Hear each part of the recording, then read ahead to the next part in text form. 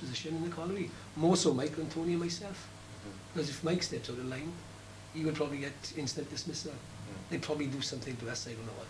And Tony, you've had trouble about being moved around, haven't you? Yes, well, prior to the strike, as I said, I tried an exam for dust suppression work, and I passed the exam, and I was doing the actual work. But since the strike, I was asked to take the job over kind of full time because the head of the department then went out in retirement, and I refused because I fancied this position as a compensation secretary, which is so they were offering you basically a management job, a junior management, which would have to change unions. Right. So I refused this because I think I would get far more satisfaction out of the compensation work. So I put my name for the compensation job, and the colliery manager obviously could see what was happening, and I was called in front of an absentee committee, and John is a lampman, he books the time, and he could tell you 7 years prior to the strike and I've lost 1 day's work, and I think that is a feat in itself in the mining industry, if you're working underground every day. Well, I lost 6 weeks' work because of an accident, and I was called in because of my absentee record. I was sacked from my job under suppression and put in one of the, well, pit bottom is a freezing cold area, and it's just a monotonous job, you know, and with a drop of wages. And okay, I accepted this, but the reason why I accepted it was because I probably no longer could do the dust suppression job because of the commitment of the compensation work. Right, yeah. So I've just been kicked around from pillar to post ever since. Can we just finish off by, I just want to ask people what they think in personal and maybe political terms, what the lesson of the strike has been in terms of how you see your position in Mardy and how you see the union going forward in the years to come. Mike, perhaps we could start with you. Well, as far as I'm concerned, the lesson of the strike was when you win, you take everything you can. Because when you lose, you'll get everything that the coal board and the government will lay on you. McGregor made it quite clear, he said we have to pay for insubordination. Like as if he's a master in a school talking to children. Indeed, the sack miners and the victimised miners, 600 of them, they are finding this for some of the triple offences that they've done. We have to regroup as a union. We have a lot of work to do. We've got to get back to where we were prior to the strike. The whole trade union movement in this country are under attack. It's not just the NUM. We have realised this since, you know, the defeats of the NUJ and other unions, ASLEF and the rest of them in every dispute, that the Tories intend to wipe out the trade union movement in this country. In fact, to have labour forces working where there are no trade unions.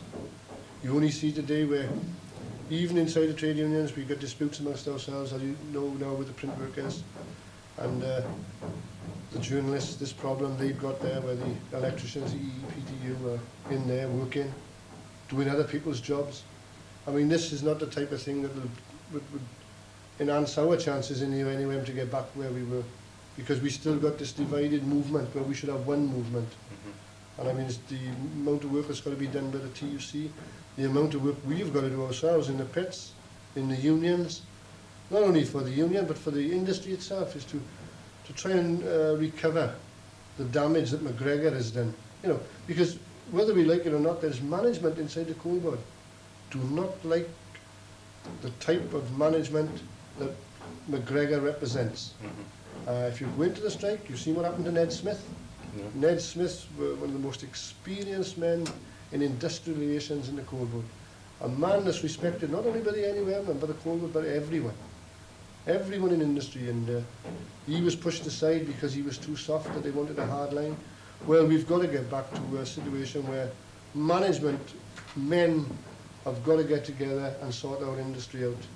And of course, where McGregor will be in the next few years, I don't know, but there is certainly no room for the McGregors inside our industry. Personal, well, I'm glad I got involved in the strike.